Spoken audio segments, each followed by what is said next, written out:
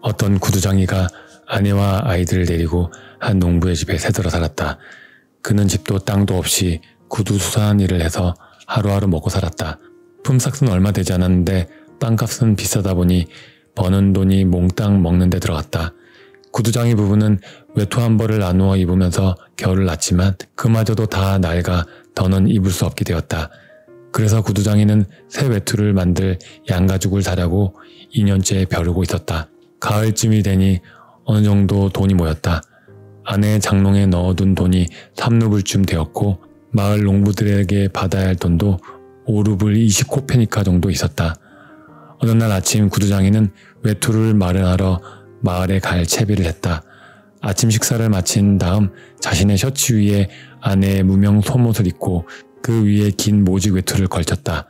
그리고 3루블짜리 지폐를 주머니에 넣고 나뭇가지를 꺾어 만든 지팡이를 들고서 집을 나서며 생각했다. 농부들에게서 5루블 받고 거기에 지금 있는 3루블 앞에서 외투 만들 양가죽을 사야지.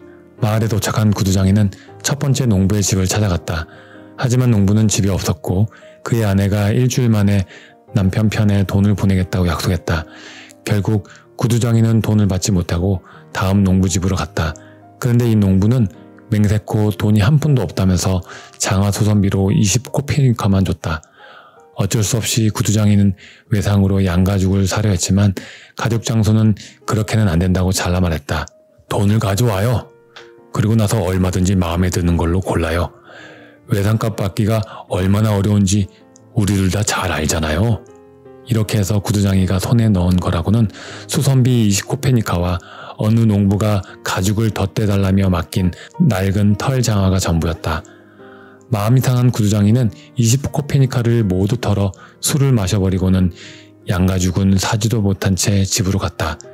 아침에는 날이 쌀쌀한 것 같더니 술이 한 잔 들어가니까 양가죽 외투가 없어도 후끈후끈했다. 구두장이는 한 손으로는 지팡이로 꽁꽁 언 땅을 툭툭 치고 다른 한 손으로는 털장을 흔들면서 터벅터벅 걸어갔다. 그러면서 혼잣말을 했다. 외투가 없어도 따뜻하게만 한걸. 얼마 마시지도 않았는데 온몸이 후끈후끈해지네. 외투 따위는 필요도 없겠어. 걱정 같은 건 다 잊고 가는 거야. 나는 그런 사람이잖아. 뭐가 문제야? 그깟 외투 없이도 얼마든지 살 수 있어. 그런 건 내 평생 필요 없어.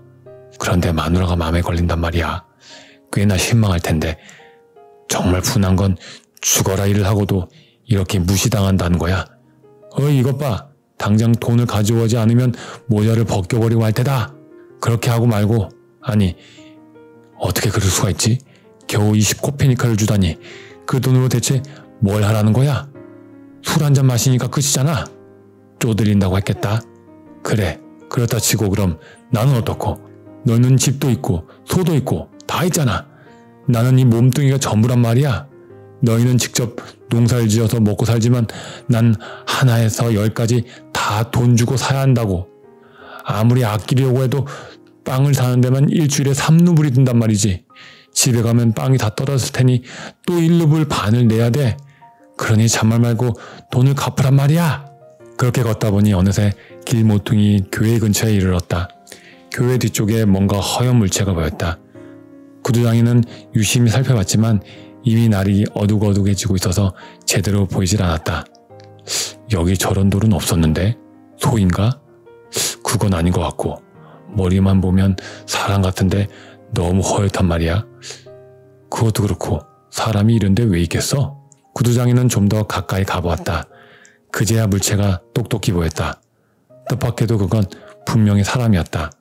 살아있는지 죽었는지 모르겠는데 아무튼 벌거벗은 채로 교회 벽에 기대 꼼짝도 하지 않았다. 구두장이는 덜컥 겁이 났다. 누가 이 사람을 죽이고는 옷을 다 벗기고 여기에 버린 게 틀림없어. 더 가까이 갔다가는 무슨 병변을 당할지 몰라. 그래서 그냥 가던 길을 갔다. 교회 모퉁이를 돌자 남자의 모습은 보이지 않았다. 구두장이는 교회를 다 지나고 나서 남자 쪽을 돌아보았다. 남자가 벽에서 떨어지며 몸을 조금 움직거렸다. 구두장이를 보는 것도 같았다. 그러자 구두장이는 더 겁이 났다. 가까이 가볼까? 아니, 그냥 가버릴까? 혹시 갔다가 험한 꼴이라 당하면 어쩌지? 저놈이 어떤 놈인지 알게 뭐야. 좋은 일을 하고 이런 데 있을 리 없으니까 말이야. 가까이 갔다가는 놈이 달려들어서 날 목 졸라 죽일 수도 있어. 그럼 꼼짝없이 당하는 거지. 설령 목 졸라 죽이진 않는다고 해도 괜히 얽혔다가는 골치 아파질 수 있어. 저렇게 벌거벗은 사람에게 뭘 어떻게 하겠어? 옷을 몽땅 벗어줄 수는 없는 노릇이잖아. 에라 모르겠다. 그냥 가자. 구두장이는 걸음을 재촉했다. 하지만 교회를 벗어날 때쯤 되자 자꾸만 양심의 가책이 느껴졌다. 구두장이는 가던 길을 멈추고 서서 혼잣말을 했다. 세몬, 지금 뭘 하자는 거야? 사람이 공경에 처해 죽어가는데 겁을 먹고 슬그머니 도망치려 하다니. 내가 엄청난 부자라도 된다는 거야? 돈이라도 뺏길까봐 겁나는 거야? 이봐 세몬, 이건 옳지 못한 행동이야. 세몬은 발걸음을 멈춰 사내에게로 갔다. 세몬이 다가가 살펴보니 사내는 건장해 보이는 젊은 사람이고 얻어맞은 흔적은 보이지 않았다. 다만 몸이 꽁꽁 얼었고 겁에 질린 것 같았다. 사내는 벽에 기댄 채 세몬 쪽은 쳐다도 보지 않았다. 눈을 뜰 힘조차 없어 보였다. 세몬이 더 가까이 가자 갑자기 사내가 정신이 든 듯 고개를 들더니 눈을 뜨고 세몬을 쳐다보았다. 그 눈빛을 보는 순간 세몬은 사내가 마음에 들었다. 세몬은 털장화를 땅에 던져놓고 허리띠를 풀어 그 위에 놓은 다음 외투를 벗었다. 얘기는 나중에 하고 자 우선 이걸 입어요. 세몬이 사내를 부축해 일으켰다. 사내는 체격이 호리호리하고 몸이나 손발은 상처 하나 없이 깨끗했으며 얼굴 생김새도 귀여웠다. 세몬이 사내의 어깨에 외투를 걸쳐줬지만 사내는 소매에 팔을 넣지 못했다.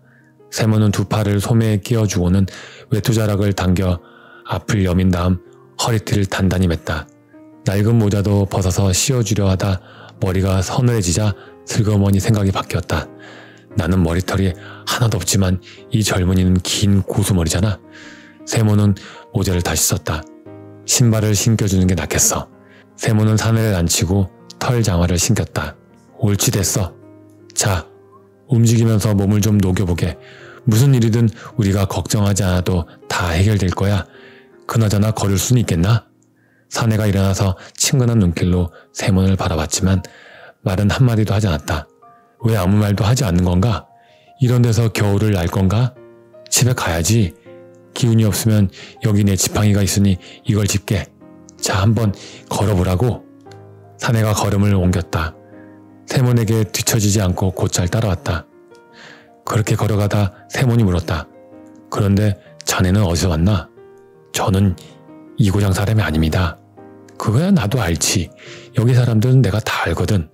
그러니까 여기 이 교회까지 어떻게 됐냐는 말이야. 그건 말씀드릴 수 없습니다. 누가 몹쓸 짓이라도 한 건가? 결코 그런 일은 없습니다.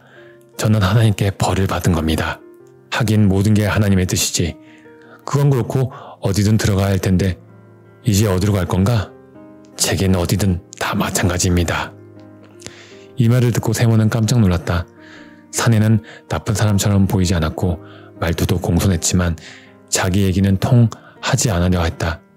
말 못할 일도 얼마든지 있지. 세몬은 이렇게 생각하며 사내에게 물었다. 우리 집에 같이 가는 게 어떻겠나? 잠깐이라도 몸을 녹일 수 있을 걸세. 세몬이 집을 향해 걸어가자 사내도 그 옆에서 나란히 걸었다. 바람이 휘잉 일더니 세몬의 옷 속으로 파고들었다. 술기운이 가시면서 추위가 느껴졌다. 세몬은 코를 훌쩍거리며 아내의 옷 앞섬을 여미면서 생각했다. 이게 다 무슨 일이야. 외투를 장만하러 갔다가 입었던 외투마저 뺏기고 거기에다가 벌거숭이 사내까지 데려오다니 마트로나가 한바탕 난리를 칠 텐데. 아내 생각을 하자 마음이 울적해졌다. 하지만 옆에 서 있는 사내를 보면서 교회 벽에 기대 자신을 바라보던 그 눈길을 떠올리니 금세 기분이 좋아졌다. 세몬의 아내는 일찌감치 집안일을 끝내놓았다. 장작을 패고 물을 길어오고 아이들에게 저녁을 먹이고 자신도 저녁을 먹었다. 그리고 생각했다. 빵을 언제 구워야 하나? 오늘 할까 아니면 내일 할까? 아직 큰 덩어리 하나가 남아있었다. 세몬이 밖에서 점심을 먹고 오면 저녁은 많이 먹지 않을 테니 남은 빵으로 내일까지 충분할 거야. 마트리오나는 빵을 이리저리 돌려보았다. 오늘은 빵을 굽지 말아야겠다. 밀가루도 얼마 남지 않았잖아. 이걸로 금요일까지 버텨야 해. 마트로나는 빵을 한쪽으로 치워놓고 식탁에 앉아 남편의 셔츠를 기웠다. 바느질을 하면서 남편이 어떤 양가죽을 사올까 생각했다. 양가죽 장수에게 속아 넘어가면 안 되는데 사람이 워낙 어수선해서 누구 하나 속이지는 못해도 자기는 어린아이에게도 속아 넘어가니 정말 걱정이야. 8루블이면 적은 돈이 아닌데 말이야. 그 정도면 좋은 외투를 장만할 수 있을 거야. 무두질된 가죽은 아니라 해도 어쨌든 외투는 장만할 수 있어. 작년 겨울에는 모피 외투가 없어서 얼마나 고생을 했어. 강이나 어디든 당체 갈 수가 있어야 말이지. 오늘만 해도 그래. 그 사람이 입을 만한 건 다 입고 나가는 통에 나는 몸에 걸칠 것 하나 없잖아. 그나저나 왜 이렇게 늦은 거야? 올 때가 지났는데 또 어디서 술 진탕 마시고 있는 건 아닐까? 바로 그때 현관 계단이 삐걱거리며 누가 들어온 소리가 들렸다. 마트로나가 얼른 바느질을 옷감에 찔러놓고 현관으로 가보니 남편이 모자도 없이 털장을 신은 어떤 남자와 함께 집 안으로 들어섰다. 마트로나는 남편이 술을 마셨다는 걸 단박에 알았다. 그러면 그렇지. 또 마시고 왔구나. 남편은 외투도 없이 셔츠만 입은 채 텅 빈 손으로 말없이 서 있었다. 마트로나는 화가 머리끝까지 치밀었다. 이 얼굴도 모르는 불황자하고 퍼마시느라 돈을 몽땅 날리고는 그것도 모자라 집에까지 끌고 온 거야? 마트로나가 두 사람을 집 안으로 들이고 나서 보니 그 처음 보는 젊은이가 빼빼 마른 몸에 걸친 옷은 바로 남편이 입고 나간 외투였다. 외투 안에는 셔츠도 입지 않았고 모자도 쓰지 않았다. 집 안으로 들어온 젊은이는 꼼짝도 않고 서서 바닥만 내려다보았다. 마트로나가 생각했다. 뭔 나쁜 일을 저지른 게 분명해. 그래서 겁을 먹은 거야. 마트로나가 얼굴을 찡그리면서 난로 쪽으로 가서 두 사람의 행동을 지켜보았다. 세몬이 아무 일도 없다는 듯 모자를 벗고 의자에 앉으며 말했다. 여보, 어서 저녁 차려야지. 마트로나는 무슨 말인가를 중얼거리며 난로 옆에서 꼼짝도 하지 않았다. 두 사람을 번갈아 보면서 고개만 절레절레 흔들었다. 세몬은 아내가 화가 나서 그런 것을 알았지만 모른 척하고 사내의 손을 잡고 말했다. 자, 안 깨나. 저녁 먹어야지. 사내가 의자에 앉았다. 아직 저녁 준비가 안 된 거요? 마트로나가 화를 버럭 내며 대꾸했다. 저녁을 하긴 했지만 당신 먹으라고 한 건 아니에요. 이제 보니 술만 마신 게 아니라 양심도 같이 마시나 보군요. 외투를 마련하러 간 사람이 입고 있던 외투까지 빼앗기고 거기다 웬 불황자까지 데리고 오다니 당신네 같은 주정뱅이들한테 줄 저녁은 없어요. 마트로나, 잘 알지도 못하면서 함부로 말하지 말아요. 먼저 이 사람이 누군지 물어나 보고. 말해봐요. 돈은 어디에 쓴 거예요? 세몬이 주머니를 뒤적거리더니 돈을 꺼내 식탁에 놓았다. 여기 있어. 트리포노프에게서는 돈을 받지 못했어. 내일 꼭 주겠다더군. 이 말에 마트로나는 더 화가 치밀었다. 외투는 사지도 못하고 하나밖에 없는 외투는 웬 벌고숭이에게 입혀서 집으로 데려오다니. 마트로나는 돈을 집어 안 보이는 곳에 두면서 말했다. 저녁은 없어요. 주정뱅이하고 벌고숭이한테까지 줄 저녁은 없다고요? 어허, 마트로나, 말 조심해요. 일단 내 말 먼저 들어보고. 주정뱅이한테 더 들을 말 없어요. 그래서 당신 같은 술주정뱅이하고는 결혼하는 게 아니었는데 엄마가 내게 주신 옷감도 당신은 술값으로 날렸죠. 이제 외투 마련할 돈까지 술값으로 날렸군요. 세모는 술값으로 쓴 돈은 20코페이카 뿐이라고 설명하고 싶었다. 그리고 사내를 어디서 만났는지 설명하고 싶었다. 하지만 마트로나는 도무지 말할 틈을 주지 않았다. 쉴 새 없이 말을 쏟아내면서 10년 전 일까지 죄다 들추었다. 그러더니 급기야 세몬에게 달려들어 옷소매를 움켜잡았다. 내 옷 내놔요. 딱 하나 남은 옷을 빼서 입다니. 어서 이리 내요. 이 곰보딱지 못난 인간아. 어디서 흠씬 두둑에 맡기라도 했으면. 세몬이 옷을 벗어서 남은 한쪽 팔을 미쳐 다 빼기도 전에 마트로나가 옷을 획 잡아당겼다. 그 바람에 솔기가 뜯어졌다. 마트로나는 옷을 잡아채 머리에 뒤집어 쓰고 문 쪽으로 갔다. 그대로 밖으로 나가려다가 걸음을 멈췄다. 화를 잠시 누르고 일단 저 사내가 누구인지 알아봐야겠다는 생각이 들었다. 마트로나가 그 자리에 서서 남편에게 말했다. 좋은 사람이라면 벌거숭이로 있을 리가 없잖아요. 이 사람은 셔츠 한 장 안 걸치고 있었어요. 당신이 나쁜 짓을 한 게 아니라면 이 사람을 어디에서 데려왔는지 말 못할 이유가 없잖아요. 그 얘기를 하려던 참이었어. 교회를 지나는데 이 사람이 벌거벗은 몸으로 꽝꽝 얼어붙은 채 있더군. 이런 날씨에 저렇게 벌거벗고 있다니 하나님이 나를 이 사람에게 보내신 게 틀림없어. 그렇지 않았다면 이 사람은 죽고 말았을 거요. 그러니 내가 달리 어떻게 할 수 있겠소?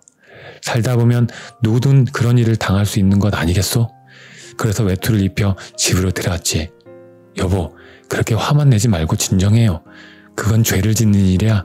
사람은 누구나 언젠가는 죽는다는 걸 생각해야지. 마트리오나는 또 한바탕 욕지거리를 퍼부려다가 낯선 젊은이를 보고 입을 다물었다. 사내는 의자 끄트머리에 앉아 꼼짝도 하지 않았다. 두 손은 무릎 위에 올려놓고 고개를 푹 숙이고 두 눈은 꼭 감고 고통스러운 듯 얼굴을 찡그렸다. 마트리오나가 잠자코 있자 세몬이 말했다. 마트리오나, 당신 마음엔 하나님이 없단 말이요? 이 말을 듣고 다시 한번 사내를 보는 순간 마트리오나는 마음이 스르르 풀렸다.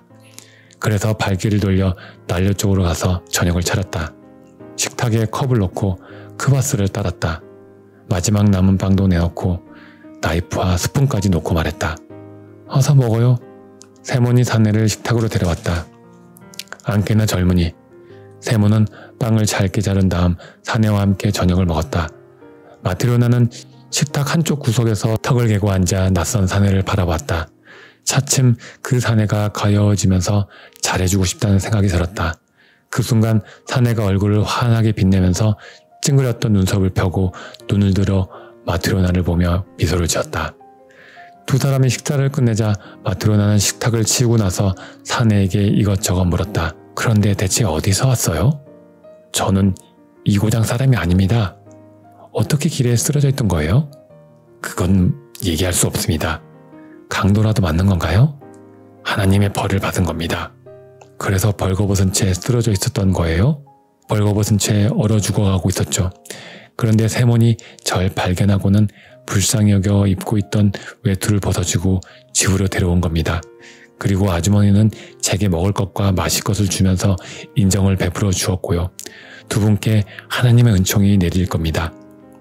마트리오나는 조금 전 기어놓은 세몬의 셔츠를 창가에서 가져다 사내에게 주고는 바지도 한번 내밀었다. 셔츠도 안 입고 있던데 이걸 입어요. 그리고 침대든 난로 옆이든 편한 곳에 누워서 눈 좀 붙여요. 사내는 외투를 벗고 셔츠와 바지를 입은 다음 침대에 누웠다.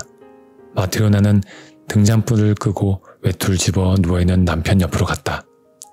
마트리오나는 외투를 덮고 누웠지만 잠이 오지 않았다.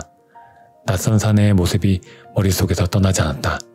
사내가 남은 빵을 다 먹어서 내일 먹을 빵이 없는 데다 셔츠와 바지까지 내준 걸 생각하면 걱정이 되기도 했지만 사내의 웃는 얼굴을 떠올리다 보면 마음이 푸근해졌다. 한참을 뜬 눈으로 누워있던 마트리오나는 남편도 잠을 못 이루는지 외투자락을 끌어당기는 소리를 듣고는 말했다. 여보? 왜? 빵을 다 먹어버린 데다 남은 반죽도 없으니 내일은 어떻게 해야 할지 모르겠어요. 이웃에 사는 말라냐에게 가서 좀 얻어올까요? 어떻게 되겠지? 삿입에 거미줄이야 치겠소? 마트리오나는 한참 동안 잠자코 있다가 다시 입을 열었다. 좋은 사람 같은데 왜 자기가 누구인지 말을 안 할까요? 그럴 만한 사정이 있겠지. 여보? 왜? 우리는 이렇게 남을 도와주는데 어째서 우리를 도와준 사람은 아무도 없을까요? 세몬은 뭐라고 해줄 말이 없었다. 그만 잠이나 자요. 그냥 이렇게 말하고 돌아 누워 잠이 들었다. 이튿날 아침 세몬이 눈을 떠보니 아이들은 아직 자고 있었고 아내는 이웃집에 빵을 얻으러 가고 없었다.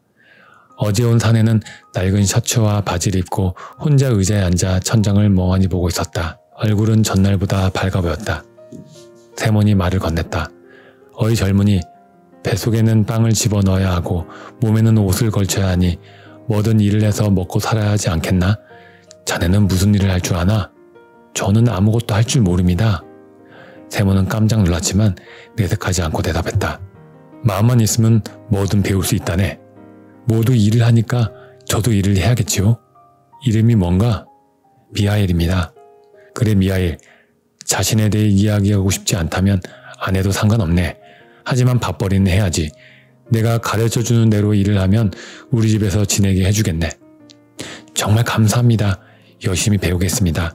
뭐든 가르쳐 주세요. 세모는 실을 들어 손가락에 감고 매듭을 만들었다. 어렵지 않아, 잘 보게. 미하일은 세몬의 손동작을 유심히 들여다보더니 자신도 실을 손가락에 감아 세몬과 똑같이 매듭을 만들었다. 다음에는 실을 삶는 방법을 가르쳐 줬는데 미하일은 그것도 금세 따라했다. 굵고 뻣뻣한 실을 바늘에 꿰어 깁는 법도 금세 배웠다. 미하일은 뭐든 빨리 배웠고 사흘째가 되자 평생 구두수선을 하며 살아온 사람처럼 능숙하게 일을 했다. 쉴 새 없이 일하면서도 음식은 조금밖에 먹지 않았다. 일을 안 할 때는 말없이 앉아 천장만 바라보았다. 좀처럼 밖에 나가지도 않았고 쓸데없는 말을 하지 않았으며 농담을 하거나 웃는 법도 없었다. 미하일이 웃는 모습을 본 것은 세몬의 집에 처음 온 날 마트로나가 저녁을 차려줬을 때 딱 한 번뿐이었다. 하루하루가 지나 일주일이 되고 어느덧 1년이라는 세월이 흘렀다. 미하일은 여전히 세몬의 집에 살면서 일을 했다. 세몬 구두방에 직공만큼 튼튼하고 맵시 있게 구두를 만드는 사람이 없다는 소문이 퍼져 이웃 마을에서도 주문이 밀려들었다. 그 덕에 세몬의 수입은 점점 늘어갔다. 어느 겨울날 세몬과 미하일이 함께 앉아 일을 하는데 말 세필이 끄는 마차가 요란하게 방울소리를 내며 구두방 앞에 와서 섰다. 창밖을 내다보니 젊은 마부가 마부석에서 풀쩍 뛰어내렸다. 그가 마차 문을 열자 모피에 둘을 걸친 신사가 내려 세몬의 집으로 걸어왔다. 마트로나가 얼른 뛰어가 문을 활짝 열었다. 신사는 허리를 구부리고 집 안으로 들어오더니 허리를 쭉 폈다. 머리가 천장에 거의 닿을 정도였고 몸집도 방 안을 꽉 채울 만큼 컸다. 세몬이 일어나서 인사를 하고는 놀란 표정으로 신사를 쳐다봤다. 지금껏 이렇게 몸집이 큰 사람은 본 적이 없었다. 세몬은 마른 체격이었고 미하일도 호리호리했으며 마트로나 역시 마른 잎사귀처럼 여유였는데 이 신사는 꼭 다른 나라에서 온 사람처럼 얼굴이 불구리하고 윤기가 흘렀으며 목은 황소처럼 굵고 온몸이 무쇠로 만들어진 것 같았다. 신사가 숨을 크게 한번 내쉬더니 외투를 벗고 의자에 앉으며 물었다. 이 구두방 주인이 누구인가? 세몬이 앞으로 나서며 대답했다. 제가 주인입니다, 나리. 그러자 신사가 자신이 내려온 하인에게 소리쳤다. 베지카, 그 물건을 가져와! 하인이 꾸러미 하나를 들고 뛰어왔다. 신사가 꾸러미를 받아 식탁에 놓았다. 어서 풀어라! 하인이 꾸러미를 풀었다. 신사가 손가락으로 가죽을 찌르며 세몬에게 말했다. 이 가죽을 잘 보게나. 예, 나리. 이게 어떤 가죽인지 알겠나? 세몬이 가죽을 만져보더니 말했다. 좋은 가죽이군요. 그야 당연하지. 멍청한 사람 같으니라고. 자네는 평생 이런 건 구경도 못했을 걸세. 독일산이지. 20루블이나 주고 산 거라네.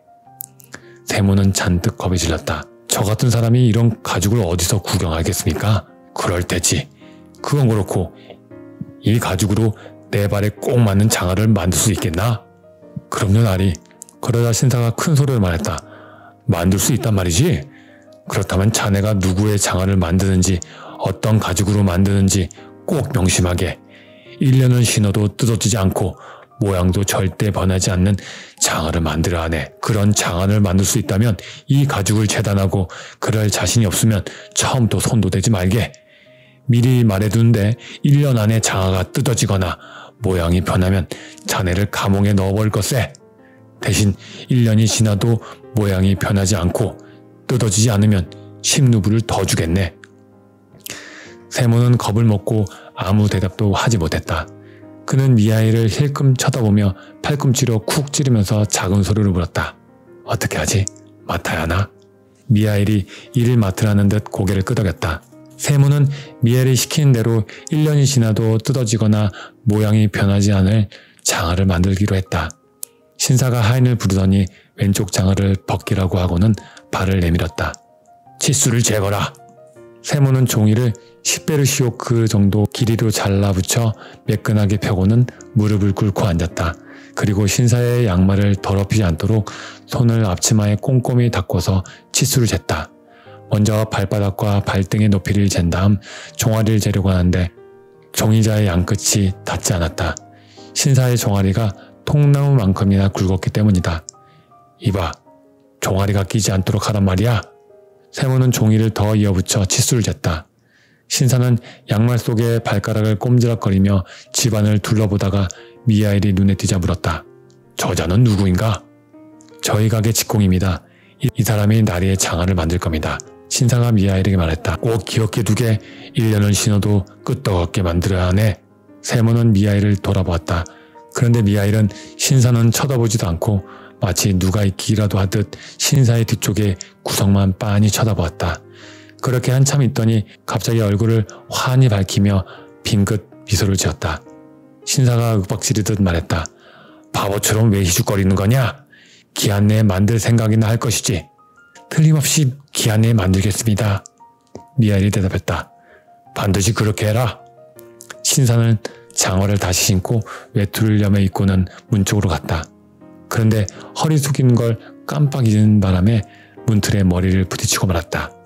신사는 욕설을 내뱉고는 머리를 문지르며 더 마차를 타고 떠났다. 신사가 가고 나서 세몬이 말했다. 꼭 돌덩이 같네. 몽둥이로 내려쳐도 끄떡 없겠어. 머리를 그렇게 세게 부딪혔는데 아무렇지도 않은가 봐. 마트리오나도 한마디 했다. 그렇게 잘 먹고 잘 사는데 튼튼한 게 당연하지요. 저승사자도 저런 사람은 못 잡아갈걸요? 세몬이 미하일에게 말했다. 일을 맡긴 했지만 까딱 잘못하면 큰 낭패를 볼 수 있어. 가죽은 비싼 데다 나리가 성질이 불같으니 말이야. 절대 실수하면 안 돼. 그래서 말인데 자네가 나보다 눈썰미가 정확하고 손도 빠르니 이 치수대로 재단을 하기나. 그러면 내가 가죽을 꿰매겠네. 미하일은 세몬이 시키는 대로 작업대에 가죽을 펴고 반으로 접은 뒤 칼로 재단하기 시작했다. 마트리오나가 미하일 옆에서 와서 재단하는 모습을 보더니 깜짝 놀랐다. 그동안 장화 만드는 걸 많이 봐왔기 때문에 방법을 훤히 안다고 생각했는데 미하일은 장화 모양과 다르게 가죽을 둥글게 잘랐던 것이다. 마트리오나는 한마디 하려다 그만두었다. 나리의 장화를 만드는 거니까 내가 모르는 뭔가 있겠지? 아무려면 미하일이 나보다 더 잘할 테니 아무 소리 하지 말자. 가죽 재단을 끝낸 미하일이 가죽을 깃기 시작하는데 장화를 만들 때는 실을 두 가닥으로 겹쳐 기워야 하는데 슬리퍼를 만들 때처럼 한 가닥으로 기웠다. 마트리오나는 그것도 이상했지만 역시 아무 말 하지 않았다. 미하일은 점심때가 되도록 쉬지도 않고 열심히 가죽을 꿰맸다. 세몬이 자리에서 일어나 미하일 쪽을 보았다. 그런데 신사의 가죽으로 슬리퍼를 만들어 놓은 것이 아닌가. 세몬은 앞이 깜깜해져 탄식을 내뱉었다. 아, 어쩌지? 지난 1년 동안 단 한 번도 실수한 적이 없던 미하일이 이런 끔찍한 실수를 하다니.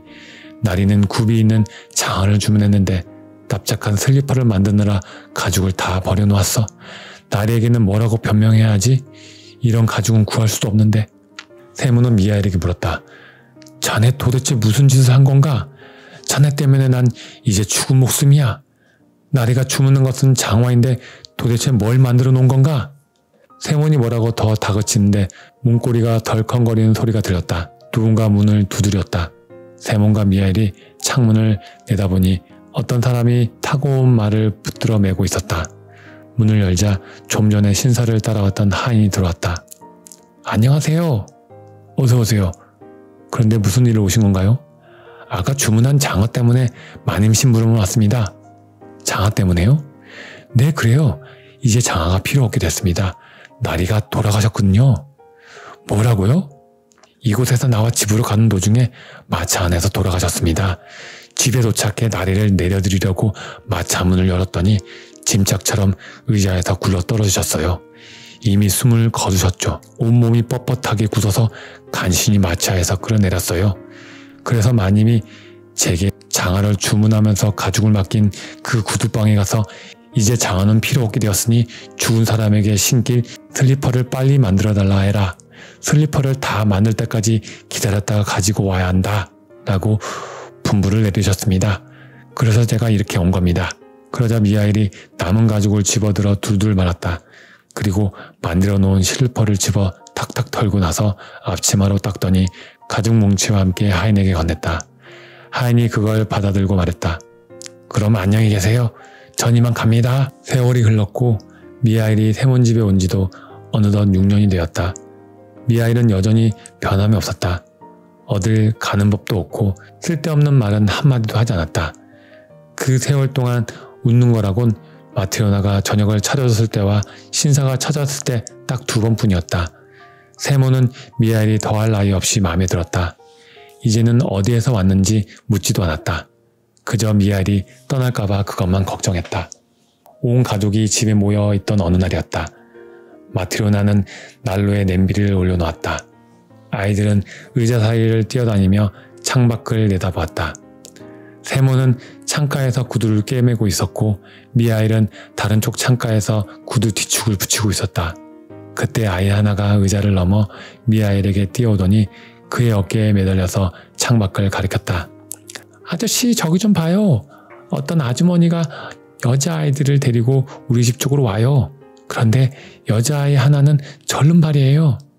아이 말을 듣고 미하엘이 하던 일을 멈추고 창밖으로 고개를 돌려 거리를 내다보았다. 세모는 깜짝 놀랐다. 이제까지 단 한 번도 밖을 내다본 적 없던 미하엘이 지금은 창문에 얼굴을 대고 뭔가를 뚫어져라 보고 있었기 때문이다. 세몬도 밖을 내다보았다. 말쑥하게 차려입은 부인이 모피 외투를 입고 털 목도리를 두른 여자의 둘의 손을 잡고 정말 그의 집 쪽으로 오고 있었다. 여자아이들은 구분이 안 될 정도로 닮았는데 다만 한 아이가 왼쪽 다리를 절었다. 부인은 현관 계단을 올라와 문을 더듬더니 문고리를 당겼다. 그리고 문이 열리자 아이들을 앞세우고 들어왔다. 안녕하세요. 어서 오세요. 어떻게 오셨나요? 부인이 의자에 앉았다. 두 여자아이는 낯선 사람들이 불편한지 부인 무릎에 꼭 달라붙어 떨어지지 않았다. 이 아이들이 봄의 신을 가죽 구두를 맞추고 싶어요. 그러시군요. 이렇게 어린아이들의 구두는 만들어 본 적이 없지만 뭐 문제 없습니다. 장식을 붙이거나 천을 대어 접는 것도 할 수 있고요. 여기 있는 미하엘이 워낙 솜씨가 좋거든요. 세몬이 미하엘을 돌아보니 미하엘은 일손을 놓은 채 앉아 여자아이들에게서 눈을 떼지 못하고 있었다. 세몬은 그런 미하엘의 모습이 놀랍기만 했다. 세몬이 보기에도 아이들이 정말 예쁘긴 했다. 눈동자가 까맣고 발그레한 두 뺨은 포동포동했으며 모피 외투와 목도리도 고급스러웠다. 그렇지만 미하엘이 마치 예전부터 알던 사람처럼 아이들을 쳐다보는 건 아무래도 좀 이상했다. 세모는 의아해하면서 부인과 가격을 흥정했다. 값을 정하고 나서는 치수제 준비를 했다. 부인이 절름발이 아이를 무릎에 앉히고 말했다. 이 아이 발에 맞춰 두 사람 치수를 재주세요. 불편한 발을 재서 한 짝을 만들고 성한 발 치수로 세 짝을 만들어주세요. 둘이 쌍둥이라 발 치수도 똑같답니다. 세모는 치수를 재고 나서 절름발이 아이를 가리키며 물었다. 이 아이는 어쩌다 이렇게 됐나요? 정말 예쁜 아이인데 말이에요. 태어날 때부터 이랬나요? 아니에요. 제 엄마에게 다리를 짓눌렸어요. 그때 마트리오나가 끼어들었다. 이 부인은 누구인지 아이들 엄마는 누군지 궁금해서 그냥 있을 수가 없었다. 그럼 부인은 이 아이들 엄마가 아닌가요? 그래요. 난 아이들 엄마도 친척도 아니에요. 피 한 방울 안 섞인 남이지만 제 딸로 삼아 키우고 있어요. 친자식이 아닌데도 아이들을 정말 예뻐하시네요. 어떻게 예뻐하지 않을 수 있겠어요. 두 아이 모두 내 젖을 먹여 키웠는걸요. 나도 아이가 하나 있었지만 하나님이 데려가셨죠. 그 아이는 그렇게 가엾다는 생각을 들지 않았는데 이 아이들은 정말 가여워요. 그럼 아이들 엄마는 대체 누구인가요? 부인이 그간의 이야기를 들려줬다. 6년 전 이 아이들은 며칠 사이에 부모를 차례로 잃었어요. 아버지는 화요일에, 엄마는 금요일에 세상을 떠났거든요. 아버지는 아이들이 태어나기 사흘 전에 세상을 떠났고 엄마는 아이들이 태어나던 날 눈을 감았죠. 그 당시 나는 남편과 농사를 지으며 살았고 아이들 부모와는 가까운 이웃간이었어요. 아이들 아버지는 나무꾼이었는데 늘 혼자 숲에서 일을 했어요. 그러던 어느 날 나무를 베다가 나무 한 그루가 쓰러지면서 그 밑에 깔리고 말았죠. 몸을 가로질러 나무가 떨어지는 바람에 몸이 짓이겨지고 내장이 쏟아져 나왔어요. 겨우 집으로 옮겼지만 아이들 아버지는 이내 숨을 거두고 말았어요. 그리고 며칠 뒤에 이 아이들이 태어난 거예요. 아이들 엄마는 가난한 데다 곁에서 돌봐줄 사람 하나 없었어요. 혼자서 아이를 낳고 혼자서 죽어간 거죠. 다음날 아침 들렀더니 가엾게도 아이들 엄마 몸은 이미 차갑게 식어 있더군요. 그런데 숨을 거두면서 아이 위로 쓰러지는 바람에 아이의 한쪽 다리가 눌려 못쓰게 됐답니다. 마을 사람들이 와서 시신을 씻기고 옷을 입히고 관을 만들어 장례를 치러줬어요. 다들 좋은 사람들이었죠. 그런데 남은 아이들을 누가 돌봐야 할지가 문제였어요. 거기에 있는 여자들 가운데 젖먹이를 키우는 사람은 나뿐이었어요. 그때 내게 태어난 지 8주 된 사내 아이가 있었거든요. 그래서 내가 당분간 아이들을 맡기로 했어요. 마을 사람들이 모여 아이들을 어떻게 해야 할지 한참 고민하다가 내게 말하더군요. 마리아, 당분간 아이들 맡아줘요. 우리가 곧 다른 방법을 찾아볼게요. 그래서 아이들을 키우게 됐는데 처음에는 성한 아이에게만 젖을 물리고 다리가 불편한 아이에게는 젖을 주지 않았어요. 얼마 못 살 거라고 생각했거든요. 그런데 아무 죄도 없는 아이에게 못할 짓이라는 생각이 들었어요. 아이가 너무 가엾더군요. 그래서 그 아이에게도 젖을 먹이기 시작했죠. 그러니까 내 아이와 이 쌍둥이 아이들 모두 세 아이에게 젖을 먹인 거예요. 젊고 건강한 데다 먹기도 잘 먹었거든요. 그리고 하나님이 젖을 충분히 주셔서 어떤 때는 넘쳐 흐리기도 했어요. 언제나 두 아이에게 동시에 젖을 먹이다가 한 아이가 실컷 먹고 젖에서 입을 떼면 기다리고 있던 다른 아이에게 또 젖을 물렸죠. 그런데 하나님의 뜻이었는지 두 아이는 잘 자랐지만 내 아이는 2살이 되던 해 그만 세상을 떠나고 말았답니다. 살림살이는 넉넉했지만 아이는 다시 생기지 않았어요. 지금은 어느 상인의 방앗간에서 일해요. 벌이가 좋아 사는 건 편한데 아이는 없어요. 그러니 이 아이들마저 없다면 사는 게 얼마나 적적하겠어요. 이 아이들을 사랑할 수밖에 없지요. 이 아이들은 내 삶의 낙이랍니다. 부인은 절름발이 아이를 한 손으로 꼭 끌어안으며 다른 한 손으로 뺨에 흐르는 눈물을 닦았다. 마트로나가 한숨을 내쉬며 말했다. 부모 없이는 살 수 없어도 하나님 없이는 살 수 없다고 하더니 정말 그 말이 맞나 보군요. 잠시 이런저런 이야기를 나누고 나서 부인은 그만 가려고 자리에서 일어섰다. 세몬과 마트로나는 부인을 배웅하며 미하일 쪽으로 돌아봤다. 미하일은 두 손을 무릎 위에 얹고 앉아 천장을 바라보며 미소를 짓고 있었다. 세몬이 미하일에게 다가가 어떻게 된 일인지 물었다. 미하일은 의자에서 일어나 일감을 내려놓고 앞치마를 벗었다. 그리고 세몬 부모에게 허리를 굽혀 인사를 하고 말했다. 저를 용서하세요. 이제 하나님께서 저를 용서해 주셨으니 부디 두 분께서도 용서해 주십시오. 그때 미하일의 몸에서 빛이 퍼져나왔다. 세몬도 자리에서 일어나 미하일에게 머리를 숙이며 말했다. 자네가 보통 사람이 아니고 그래서 자네를 붙잡아 둬서도 뭘 캐물어서도 안 된다는 걸 알았네. 그래도 한 가지 대답해 주게나. 내가 자네를 처음 발견해 집에 데려왔을 때 자네는 몹시 침울한 얼굴을 하고 있었네. 그러다 아내가 식사를 차려주자 미소를 지으면서 표정이 밝아지더군. 신사가 장화를 주문하러 왔을 때도 얼굴이 환해지면서 미소를 지었지. 그리고 조금 전 그 부인이 아이들을 데리고 왔을 때 자네는 세 번째로 환하게 웃으며 온몸에서 빛이 났네. 왜 자네의 몸에서 빛이 나는지, 왜 세 번 웃었는지 말해주게나. 미하일이 대답했다. 제게서 빛이 나는 것은 이제 하나님께서 저의 죄를 용서해 주셨기 때문입니다. 그리고 세 번 웃은 건 하나님이 저를 이 땅에 보내면서 깨달으라고 하신 세 가지 진리를 깨달았기 때문입니다.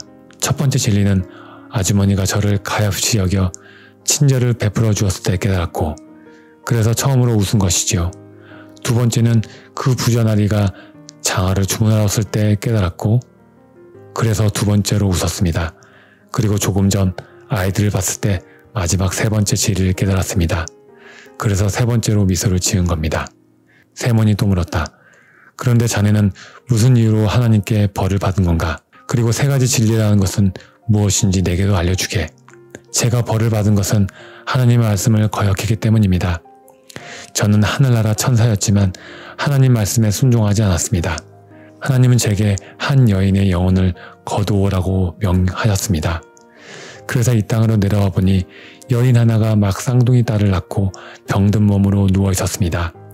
아이들이 제 엄마 옆에서 꼼지락거렸지만 여인은 아이들에게 젖을 줄 힘조차 남아있지 않았습니다.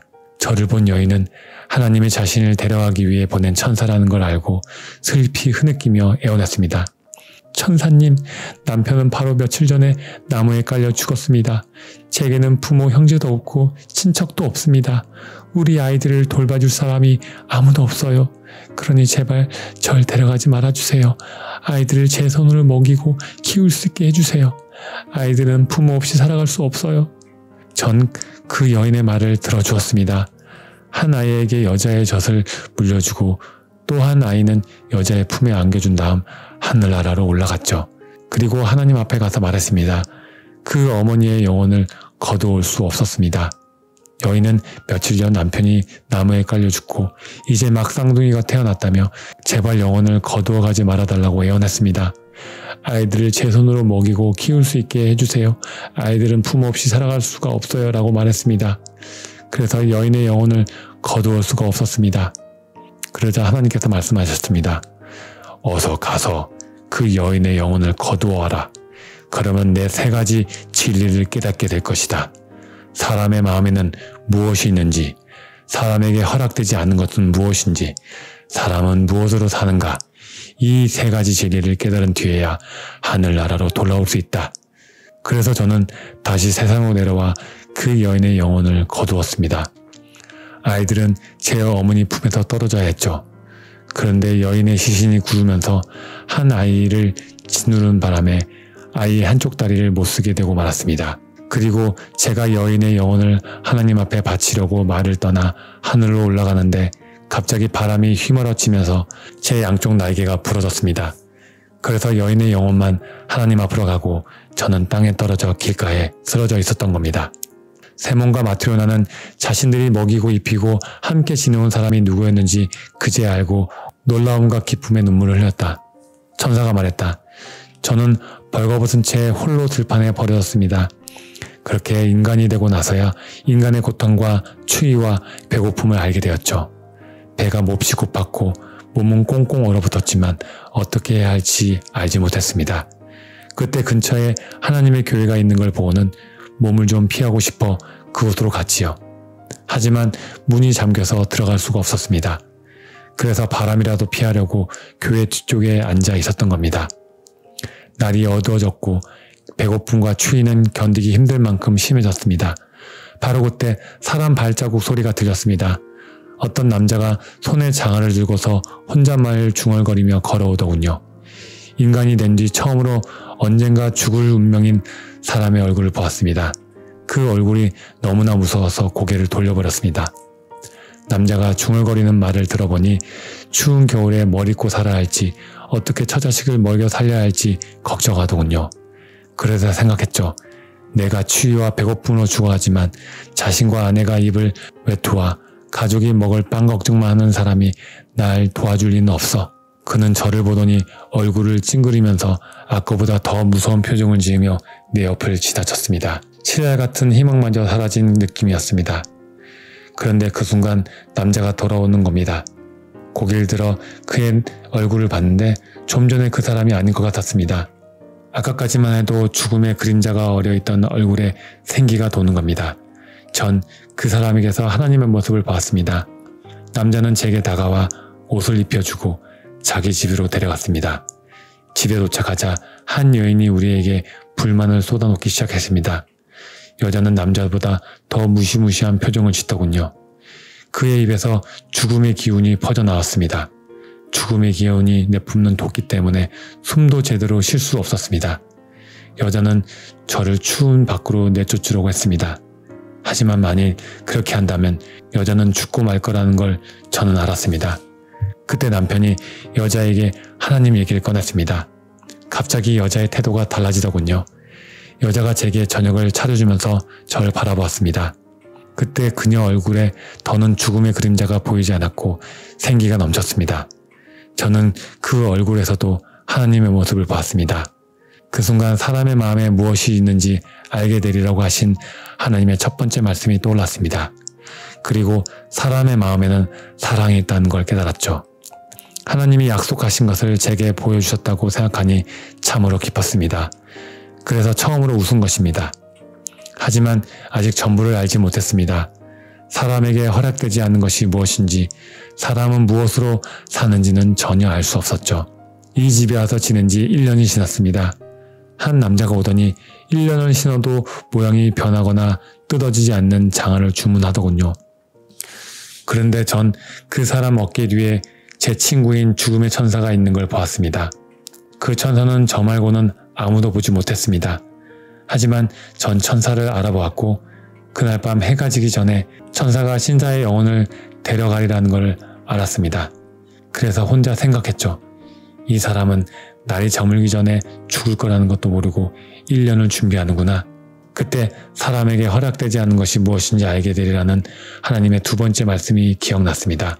사람의 마음에 무엇이 있는지는 이미 알았습니다. 그리고 이제 사람에게 허락되지 않는 것이 무엇인지도 깨달았습니다. 사람은 자신에게 무엇이 필요한지 아는 능력을 얻지 못했던 겁니다. 그때 두 번째로 미소를 지었지요. 친구인 천사를 본 것도 기뻤고 하나님이 제게 두 번째 진리를 깨닫게 하신 것도 기뻤습니다. 그러나 아직 한 가지가 남았습니다. 사람은 무엇으로 사는가에 대한 답은 얻지 못했던 겁니다. 그래서 하나님이 마지막 진리를 알게 해주실 때를 기다렸습니다. 그렇게 6년이 흘렀고 오늘 어느 부인이 쌍둥이 여자아이를 데리고 이곳에 왔습니다. 전 그 아이들을 한눈에 알아보았고 아이들이 지금까지 어떻게 살아왔는지도 알게 됐습니다. 부인의 이야기를 듣고 생각했습니다. 그 어머니가 아이들을 위해 살려달라고 애원했을 때 난 부모 없이 아이들은 살아갈 수 없다고 생각하고 그 말을 들어주었지. 하지만 피 한 방울 안 섞인 남이 자기 젖을 물려 아이들을 이렇게 키웠구나. 부인이 자신이 낳지도 않은 아이들을 가엾이 여기며 눈물을 흘렸을 때 저는 그 부인에게서 살아계신 하나님을 보았고 사람은 무엇으로 사는지 깨달았습니다. 그리고 하나님이 세 번째 진리를 깨닫게 하시고 절 용서하셨다는 걸 알고서 세 번째로 웃었던 겁니다. 천사에게서 옷이 벗겨지면서 빛이 온몸을 감싸 제대로 쳐다볼 수 없었다. 천사의 목소리는 점점 커져서 그의 입에서 나오는 것이 아니라 하늘에서 들려오는 것 같았다. 천사가 말했다. 사람은 누구나 자신을 위한 염려가 아니라 사랑으로 사는 것임을 깨달았습니다. 그 어머니에게는 아이들이 살아가려면 무엇이 필요한지 알 수 있는 능력이 없었고 그 부자 역시 자신에게 무엇이 필요한지 알 수 있는 능력이 없었습니다. 날이 저물었을 때 자신에게 무엇이 필요한지, 산 자가 신을 장화가 필요한지, 죽은 자가 신을 슬리퍼가 필요한지 알 수 있는 사람은 아무도 없었습니다. 제가 사람이 되어 살아갈 수 있었던 것은 제 힘으로 스스로를 보살필 수 있어서가 아니라 지나가던 사람과 그의 아내가 사랑과 온정을 베풀어 주었기 때문입니다. 부모를 잃은 그 아이들이 살아갈 수 있었던 것은 스스로를 보살필 수 있어서가 아니라 이웃집에 사는 한 여인이 따뜻한 마음으로 아이들을 가엾이 여기고 사랑했기 때문이었습니다. 이렇듯 사람은 누구나 자신에 대한 걱정과 보살핌으로 사는 것이 아니라 사람의 마음에 있는 사랑으로 사는 것입니다. 하나님이 인간에게 생명을 주시고 그들이 잘 살아가길 바란다는 건 알고 있었습니다. 하지만 이제 또 한 가지를 깨달았습니다. 하나님은 사람들이 떨어져 사는 것을 원하지 않기 때문에 각자가 자신에게 무엇이 필요한지 아는 능력을 주지 않았습니다. 하나님은 사람들이 함께 살아가기를 원하기 때문에 자신뿐만 아니라 다른 모든 이에게 필요한 게 무엇인지 알게 하셨습니다. 사람들이 자신을 염려하고 돌봄으로 살 수 있는 것 같지만 사실은 오직 사랑으로만 살 수 있다는 것을 이제 깨달았습니다. 사랑으로 사는 사람은 하나님 안에 사는 것이며 하나님은 그 사람 안에 살고 계십니다. 하나님은 곧 사랑이기 때문입니다. 그리고 천사는 하나님을 찬양하고 노래를 불렀다. 그 소리에 세몬의 집이 흔들리고 천장이 갈라지더니 땅에서 불기둥이 하늘로 치솟았다. 세몬 부부와 아이들은 바닥에 엎드렸다. 천사의 등에서 날개가 돋아났고 천사는 하늘로 올라갔다. 세몬이 정신을 차렸을 때 집은 예전 그대로였고 거기에 가족 말고는 아무도 없었다. 오늘은 톨스토이 단편선 사람은 무엇으로 사는가를 들려드렸습니다. 편안한 밤 되세요.